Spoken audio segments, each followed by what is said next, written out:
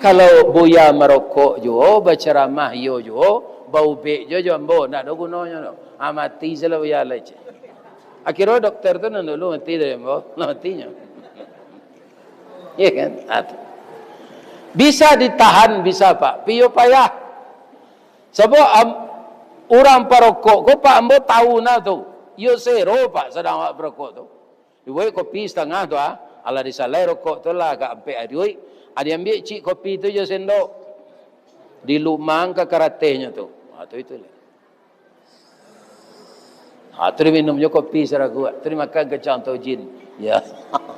Atau mengkuada orang yang sedang candu merokok tu, anaknya doktor paru-paru. Pak, berhentilah merokok lepas je. Ada yang pada berhenti merokok, dia cari aja maang je. Jadi, takana dia nyorokok, nyambil piti 10,000 dan 100 tadi, tidak masuk ke dalam saku dah. Nyo pacik-pacik je tu. Tu nak takana saya mungkin lah. Rupa piti dan 100 itu jatuh lah.